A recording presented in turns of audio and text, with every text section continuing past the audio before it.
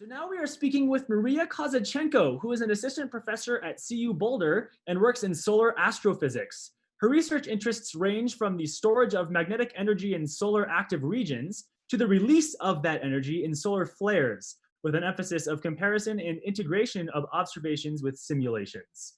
Understanding how this energy is stored and released is necessary to predict solar eruptions and hence space weather. She is also involved in the development of the critical science plan for the Daniel K. Inouye Solar Telescope, which is the largest 4-meter telescope in the world and had its first light back in December of 2019, revealing stunning mega close-up images of the sun's surface. Maria has received the NASA Early Career Fellowship, the NSF CAREER Award, and the Robert Bartnik Fellowship. Maria, thanks so much for being with us today. Hi, Colin. Thank you so much for the invitation. Wow, the presentation has had lots of words. I'm not sure whether anybody understood what's going on. I know. Yeah, it was kind of a lot of like, wow, that's some cool space terminology. But hey, now we know who you are, right? And we'll get to know you a little bit over the next hour or so. So we'll jump right in with one of the things that you research. We talk about solar active regions, right? That's kind of a term that we hear in astronomy class and in just the astronomy parlance. What is the difference between a solar active region and what I'm going to call a solar inactive region, if that's even a thing? What are we talking about here? So, excellent question. Thank you so much. So historically, what do we know about the sun? Well, we know it's shining. It's warming, it's what brings us life. But then besides that, how do we figure out what's going on the sun? So historically, when first telescope, or even before that, when people were just watching on the sun, they noticed, and you could even do it yourself, although it's not recommended, looking bare, a naked eye on the sun. But if there is a large sunspot or huge magnet on the sun, then you could even see it with your naked eye, better with a filter. So historically, people have found that there are these dark spots on the sun that you could see if you look in the solar telescope, even at home, if you have a telescope and you just put a filter over it. So people have noticed that there are these darkening on the surface of the sun. And then later, when technology has evolved, they figure out that these darkenings are just huge magnets, similar to what you have on your fridge, just much bigger.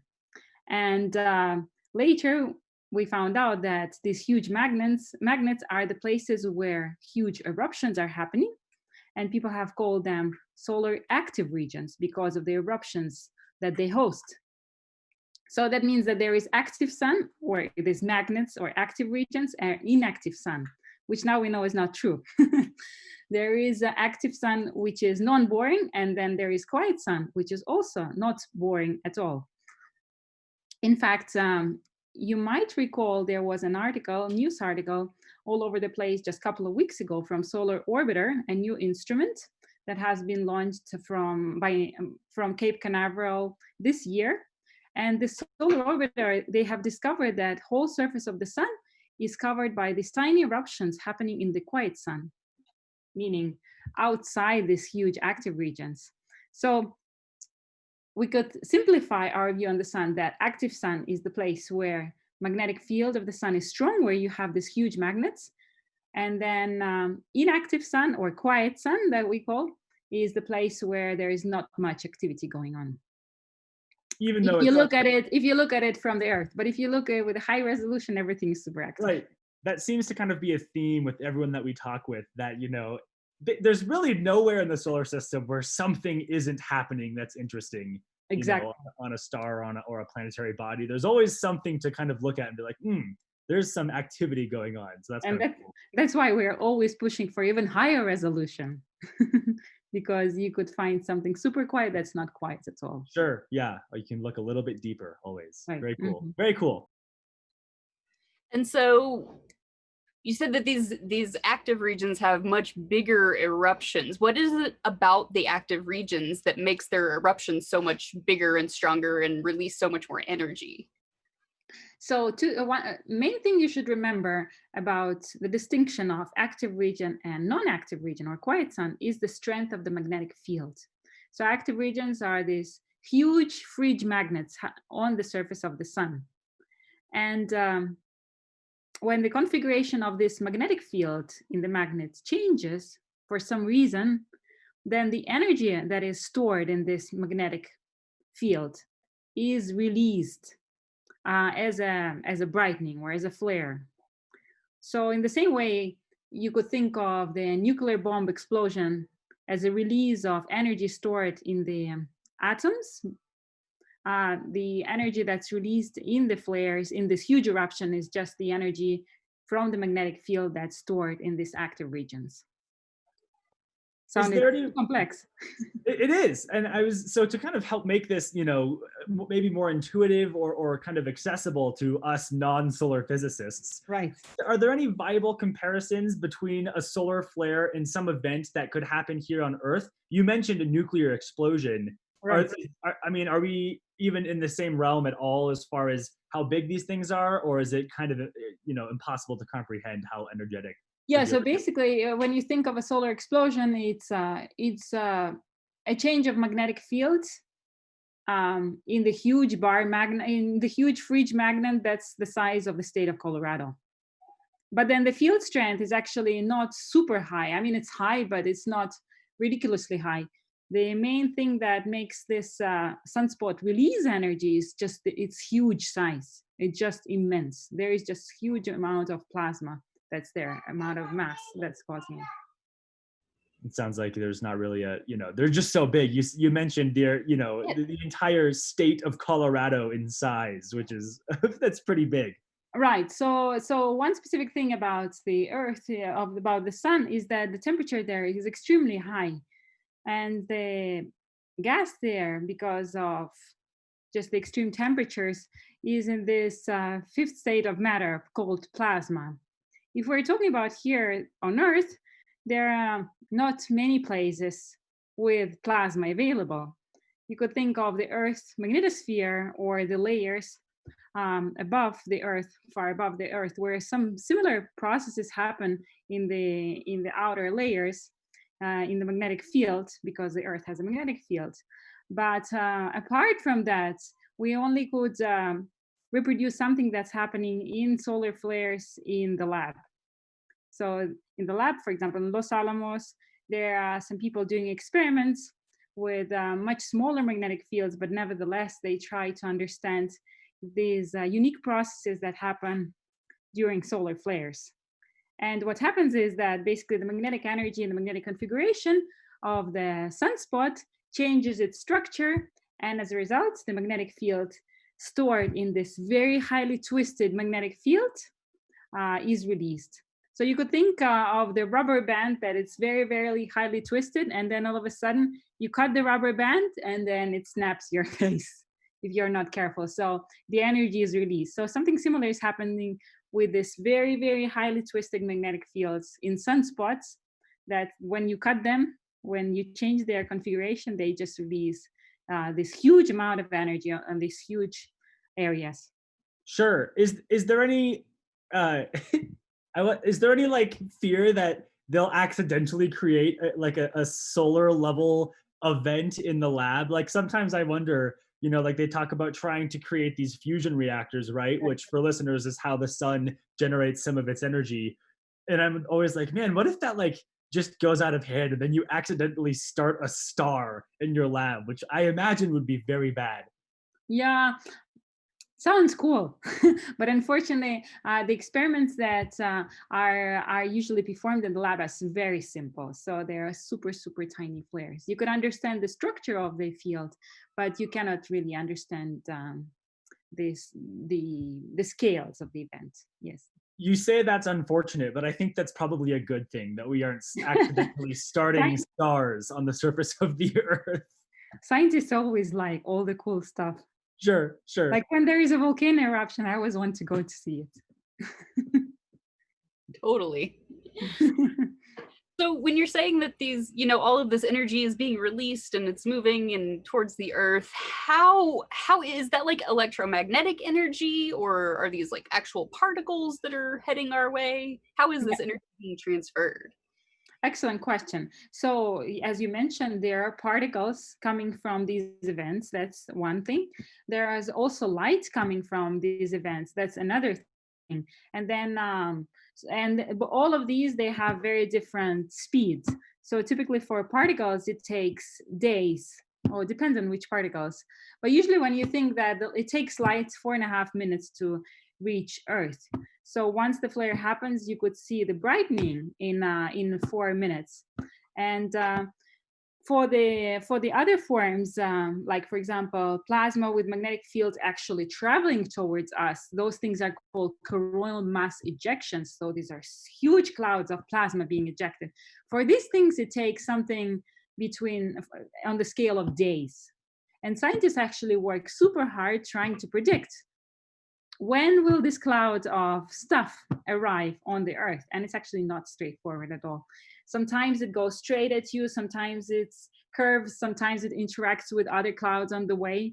And the problem is that we don't have any measurements on the in-between. So we could observe something happening on the sun, we observe something near the Earth, but in between there is really still poor understanding of what's going on. But I imagine these can get influenced by like gravity from other planets and things that are in between us too. Since I mentioned that, that's a very excellent point, and thank you for bringing it up. Actually, so this cloud is magnetic. It has some mass, but it's mostly really the magnetic field that guides the trajectory of this thing. So usually what happens is that there is interaction of different clouds, magnetic clouds of stuff, and sometimes this trajectory changed because of this reconnecting magnetic fields, the changes in the structure of the magnetic field. It sounds all very sci-fi, but that's what it is. Sometimes one cloud eats the other one, sometimes it deflects the other one. The gravity of the planets doesn't change the trajectory so much. I mean, of course it affects slightly, but at least that's the predictable way.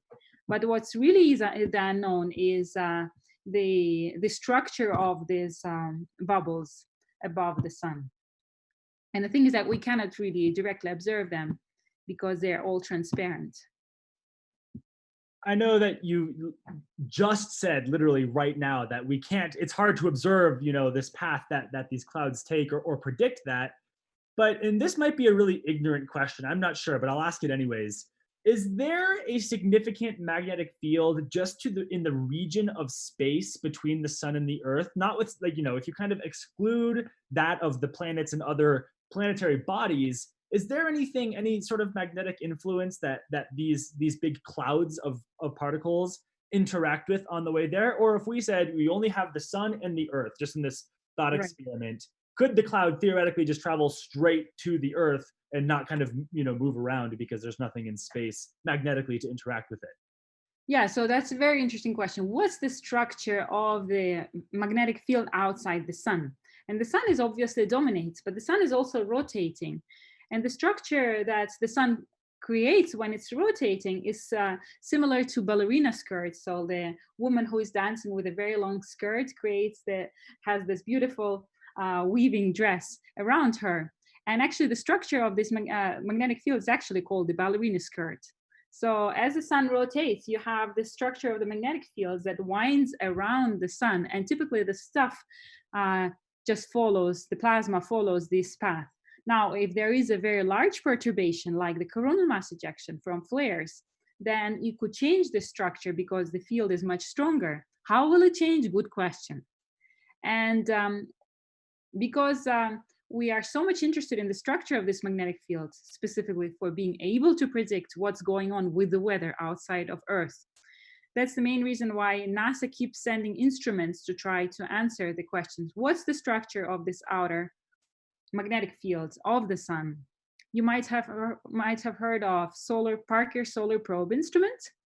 It's the only instrument that has been sent to burn in the Earth, in the solar atmosphere.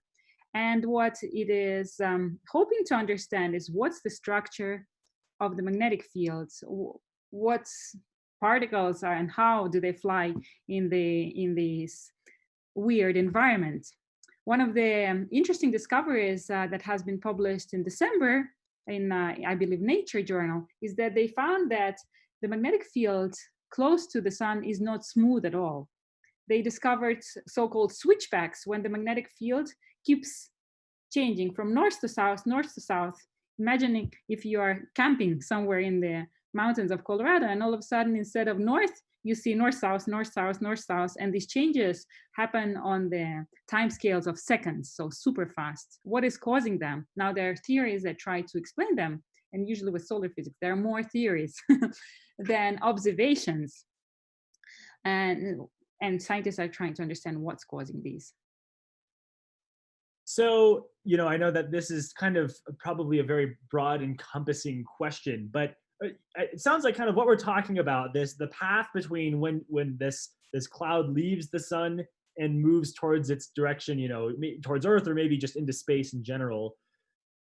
This is what we call space weather, right? Or let me ask you, absolutely, actually, yes. What is space weather? If you, as a space weather, a person that studies space weather, what is space weather? Right. So let's first think, what's the Earth weather? Earth weather is temperature, wind speed, what else? Rains, whether it would rain or not. How about space weather? Space weather is basically the same thing, but for properties of the space environment. What are the properties of the space environment? I said the magnetic field primarily, right? The speed of plasma. So then the density of this stuff around, or plasma. So these are the main thing that we want to predict. So space weather, that's what space weather is. How do we predict the states of the plasma outside the bubble of Earth magnetic fields? Why do we even distinguish between Earth weather and space weather? And the main reason for that is that Earth has magnetic fields. That means that our magnetic field on the Earth, luckily for us, protects us from direct solar environment in terms of magnetic fields. So everything inside is not affected by magnetic field of the sun. However, once you leave the Earth magnetosphere, you have this environment that strongly depends on these eruptions, coronal holes, even cosmic rays. So we would like, if we want to send anything into space, like a spacecraft or a human, we want to understand what are the properties of this plasma. Why do we want to understand? Because a large solar flare could kill our instrument, or it could kill even our human. So we want to use some kind of shielding, or we want to be able to switch off the instrument before this cloud of magnetic field reaches your instrument. So you mentioned that seems to be, kind of the question that scientists are asking. Why are we studying space weather? Well, so that, we can understand what we're sending spacecraft into, and, and also just for the scientific reason of we're curious, we want to know why. Right. So the main goal of NASA is to send stuff into space. If you want to send anything into space, you want to know what's the weather is. Is it going to rain? You're not going hiking without knowledge of weather here in Colorado. Same thing outside. Mm-hmm. So and you mentioned, there's a couple of ways that we're doing this, right? Obviously, you mentioned that we have actually some spacecraft that are sent, to the sun to study the sun. Other than that, what other ways are we being solar physicists and space people that study space weather? I keep wanting to say space meteorologist. Is that right? Is that term correct? Oh yes, absolutely. Mm-hmm. Nice. Cool. All right, great. So I'll say it. How are space meteorologists studying the weather? What tools do you use to say, okay, well, here's how we're going to make our predictions, and here's where we're getting our information from here, similar to how we have weather stations here on Earth? Right. Very good question. By the way, before I answer this question, I want to ask a question to you. Where do you think most of where do you think is the headquarters of space meteorology in the Colorado, in the United States? I'm gonna guess it's here in Colorado. Yeah. I guess that would be my guess too. Yeah. So actually in Boulder, the Space Weather Prediction Center for the whole US is located in Boulder. Yes. So we are here talking about from the headquarters of the space weather. So how do we predict space weather? There are actually space meteorologists sitting in Space Weather Prediction Center here in Boulder, and what they try to do every morning is there is a real meteorologist sitting there looking at the state of the sun and trying from different, mostly from experience, to figure out what would be the danger index or the space weather index for the outside the Earth magnetosphere, for the area outside the Earth magnetosphere. And how does he or she do it? He uses images from instruments, some of them developed here at CU Boulder, at LASP, like GOES, that observe flares on the surface of the sun in X-rays. We have plenty of instruments developed by NASA. One of the most famous one is Solar Dynamics Observatory. It's an instrument flying around Earth and observing the sun constantly, 24 hours. So constantly looking at the full disk of the sun. It looks at the sun at different levels, at different heights, at different temperatures. It looks at the magnetic fields, and from all of this, tries to get information of when the next flare would happen. In fact, today there was a cover page with the sun on the cover page about the flare prediction. If you go to the web, if you go to the website of Science Journal, then you'll see that the front page is actually an image from Solar Dynamics Observatory, and the title is that we improved our understanding of how to predict the largest flares. But this area is a very hot topic of ongoing research. Can we really predict flares? For now, all flare prediction models are not 100% certain. So as weather models, they're not perfect. And the main difficulty with it is that here at Earth, we have all kind of measurements of temperature, density, et cetera, here on Earth, and we are still doing sometimes bad job on predicting Earth weather. With the space, it is even worse because we only observe the sun remotely. Sun is huge, it's super dynamic, much more dynamic than Earth. It has all types of different scales, and we only have a tiny point many kilometers away, and we don't even have a way to stick the thermometer on the sun and figure out what's going on there on the surface. Do you think that the day will come when our technology and our science is good enough that we can accurately, or at least, to the degree that we can predict weather here on Earth, say, oh, this is going to happen in space? Or do you think it will forever remain this kind of very elusive subject that we just have to try our best at? When there is nothing, nature doesn't know about active regions or quiet sun, meaning that everything is kind of continuous. I believe that we'll be able to predict large flares. However, there are lots of, the sun is extremely complex, and it's also three-dimensional, it's a sphere. We observe only on one side, so I believe we will probably be able to predict something on the local scale. However, since we are currently mostly observing just one side, there is no way we could predict all of it. But CU Boulder and here other institutions are in Colorado are definitely world leaders, leading us towards better understanding of the sun. In fact, I would call Boulder is the solar capital of the world. We have almost like 10 institutions or groups doing solar physics.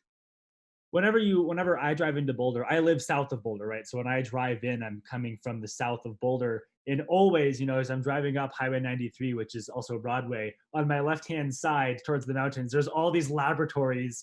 And, and then obviously, Tara, you work at LASP. And so, Boulder is just in the middle of all of these cool places that are doing space meteorology. That's just right. And in fact, besides that, I think now is a very unique time because we're living in literally the golden age of solar physics, because there is Parker Solar Probe that has been launched 2 years ago. Solar Orbiter has been launched this winter. And now DKIST is coming online. So it's really super unique time and a good time to do solar physics.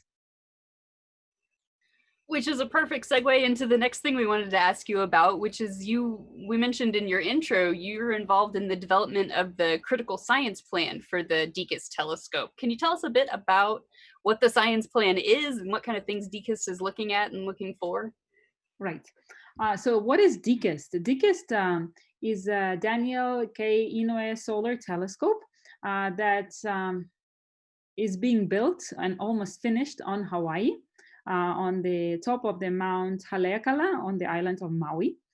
And this will be the largest solar telescope in the universe, probably.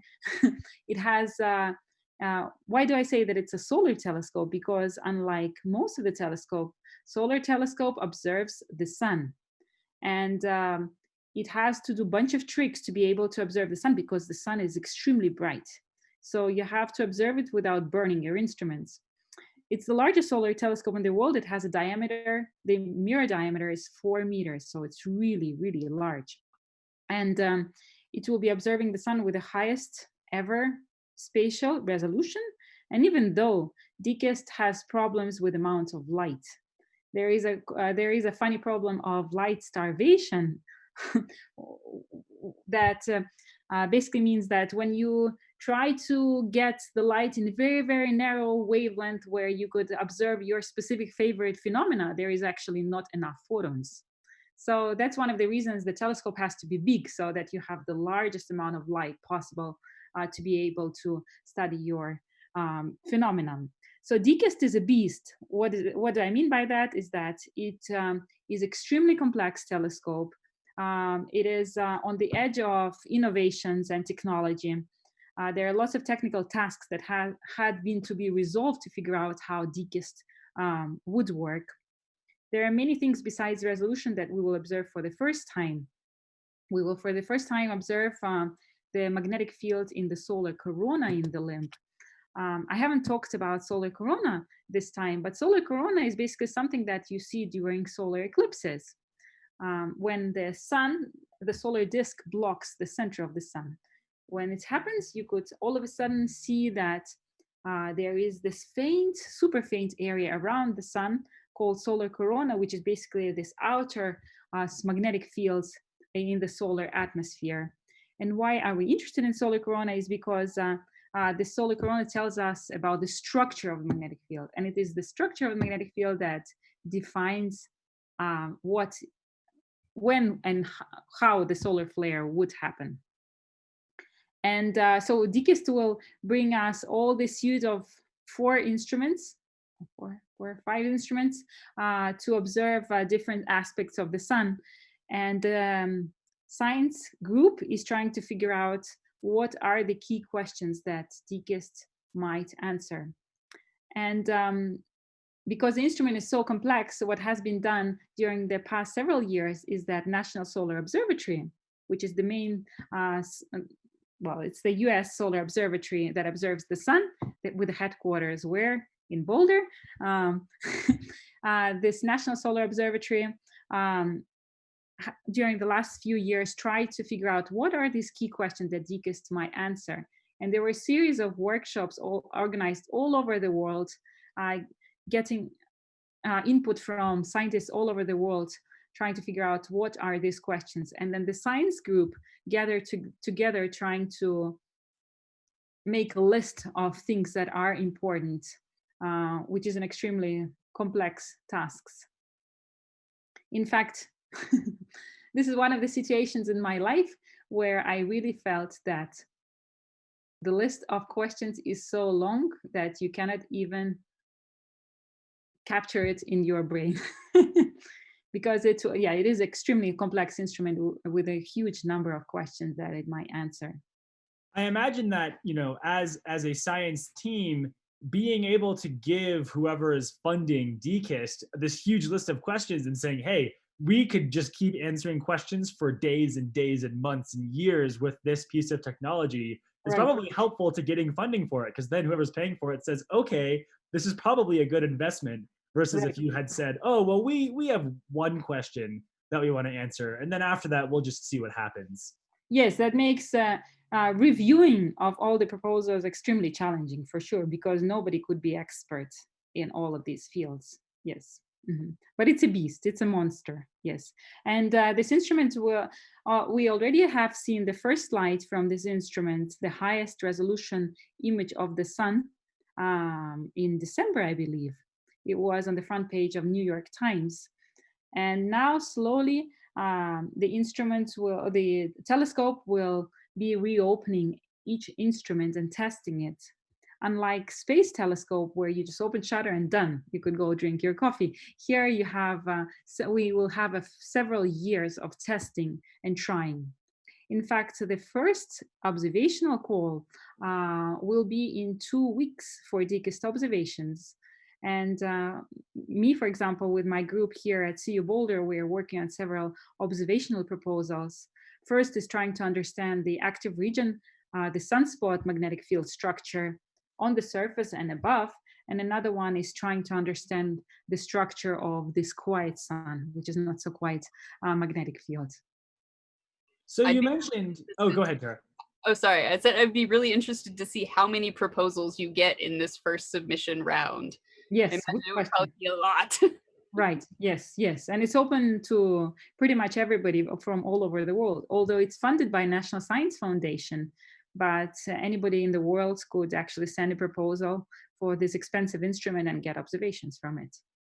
So it sounds kind of like, I hear a lot about, people trying to get time on Hubble, right? You send your proposal and then they'll put you in the queue, and eventually Hubble will point to your object for however long you ask. Is that a similar situation with DKIST, that you can it's open and you can just try and send a request for it to point somewhere or get some information for you and then send it back to you? Right. Yes, because it's such a complex instrument, there is no way they could accommodate new observers there. So there is a huge group of technical personnel who will lead observations, but you have to figure out which observations you want. And just this sole task is extremely complex. So going back a tad, you mentioned that DKIST had its first light in last December. Right. But you also mentioned that it's still being finished. So is it normal for telescopes to open their eyes to the sky before they're done being built? Is that a standard thing, or is this a different situation? So that's a thing for the ground-based observations. For ground-based observations, it's typical that you could have several instruments built by different groups in the world that are more or less independent from each other. And then once the group finishes working on their specific instrument, they mail it to the on-site, and then their further testing is being performed. In the space telescope, it's very different. In the space, you put everything and then launch it and you're done. But with the ground-based, you have this ability to tweak and figure out and test what's going on. So in fact, this first call of DKIST observations will be doing specifically that. We'll receive calls from different scientific groups all over the world, but then there is no guarantee that the data will be good. Or maybe it will be fantastic on the opposite. So there are no promises. What is the average timeline from when someone writes their proposal and say that particular proposal gets accepted? What's the timeline from when they send it in to when they actually get their data?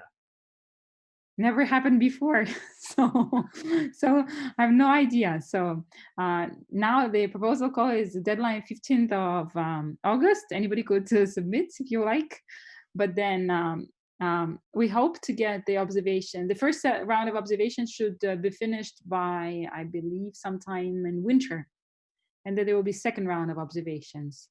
But with the ground observations, you never know what happens.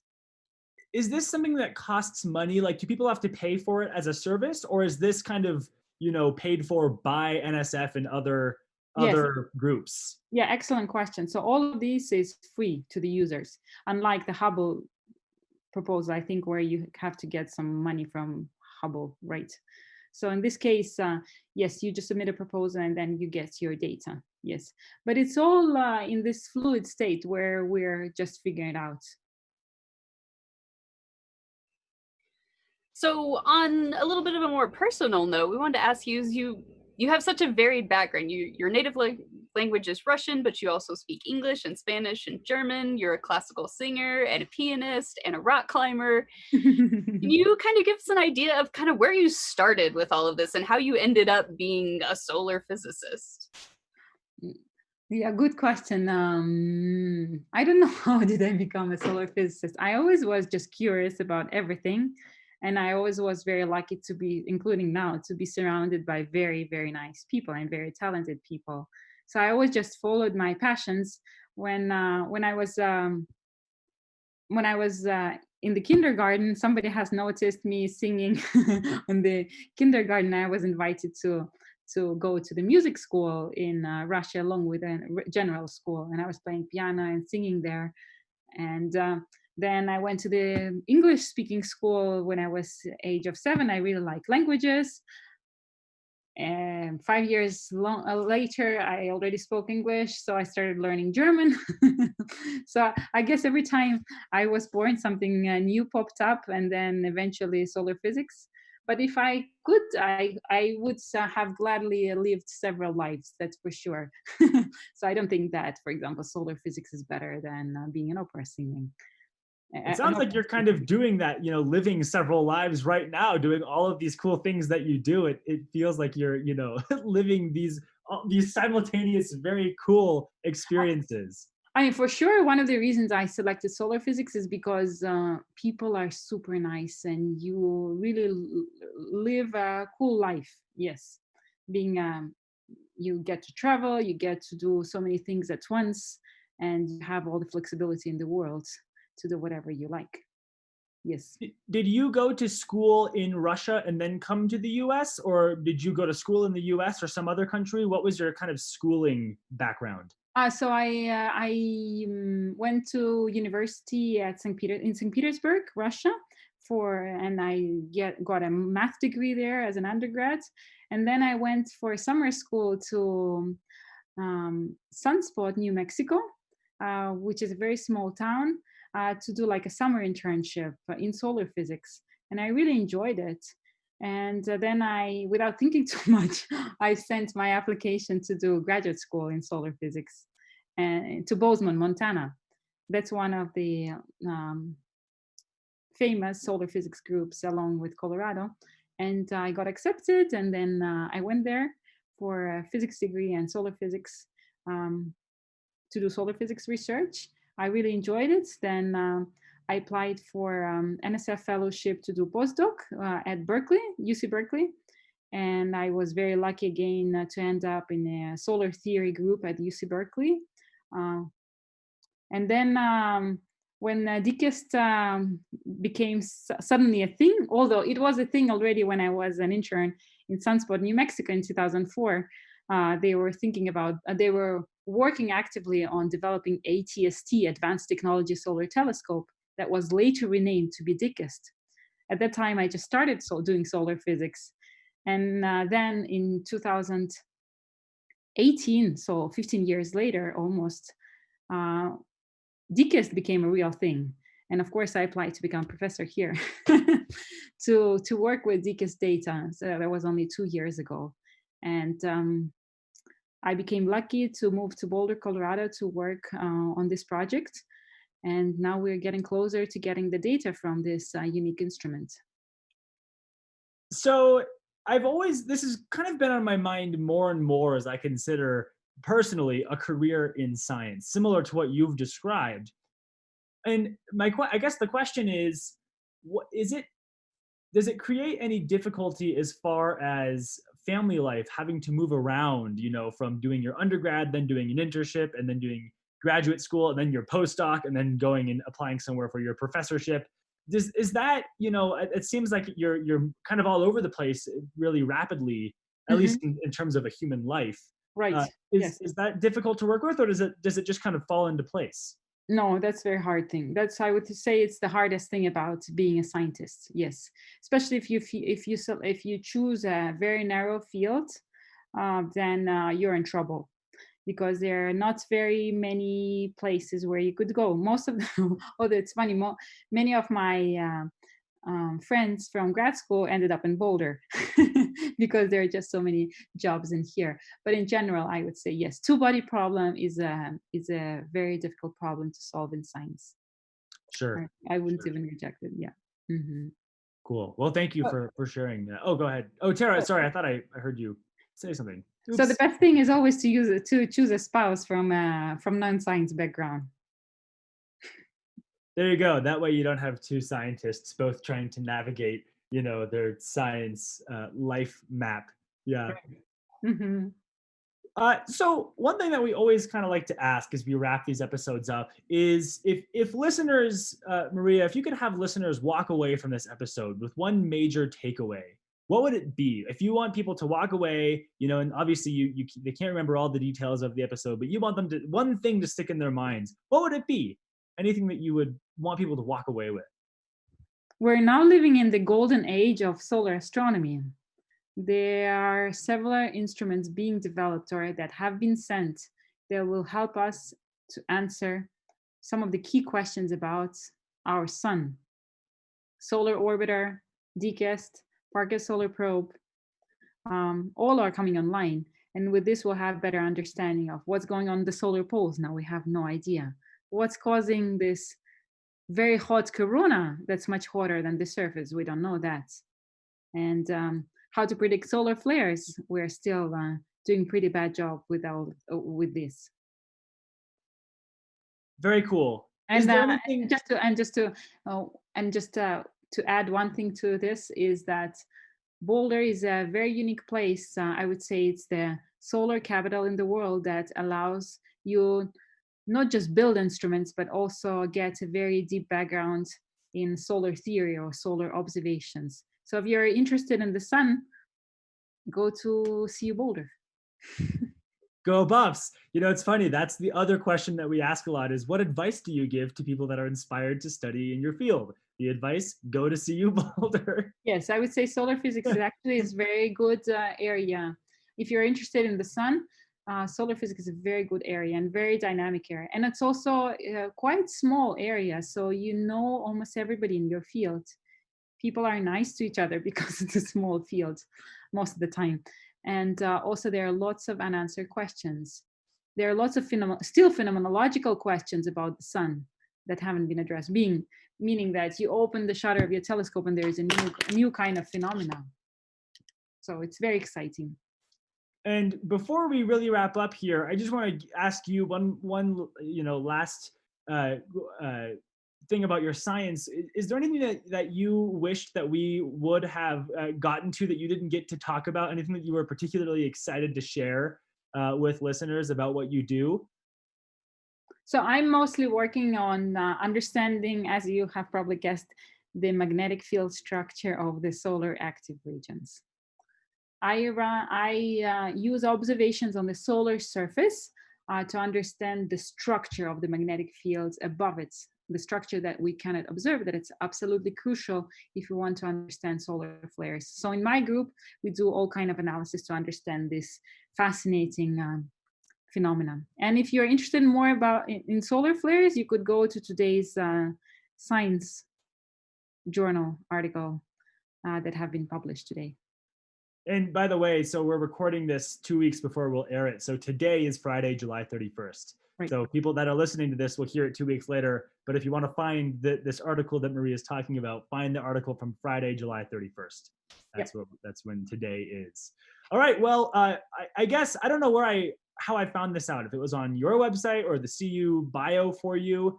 Somewhere it mentioned that you enjoy rock climbing. I was curious, as a fellow rock climber, what kind of climbing you enjoy? Where do you typically go climbing?